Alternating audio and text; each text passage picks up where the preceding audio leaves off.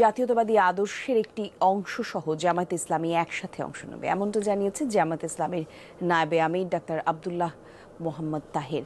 বুধবার সন্ধ্যায় রাজধানীর ডিপ্লোমা ইঞ্জিনিয়ার্স ইনস্টিটিউটের এই দলটির একটি প্রীতি সমাবেশে এই মন্তব্য করেন তিনি। বলেন, আগের মতো দিনের ভোট রাতে করার আর কোনো সুযোগ নেই, আর তাই নির্বাচন সুষ্ঠু করতে যা যা দরকার তার সবই করতে হবে নির্বাচন কমিশনকে। এ সময় মোহাম্মদ তাহের আরও বলেন, 10টি হুন্ডা আর 20টি গুন্ডা দিয়ে ভোটের মাঠ দখল নেওয়ার সুযোগ আর নেই। যে কোনো ধরনের নৈরাজ্যের চেষ্টা করা হলে জামায়াত তা রুখে দেবে, এমনটা জানায় এই দলের নেতা। এবার আমরা ঐক্যবদ্ধ হচ্ছি, মানুষের প্রত্যাশা যে একটি বিশাল জোট হবে, সকল ইসলামপন্থীরা ইনশাআল্লাহ আমরা এক বাক্সে আসছি। শুধু আমরা ইসলামপন্থীরা নই, জাতীয়তাবাদীদের একটি শক্তি আমাদের সাথে আসবে।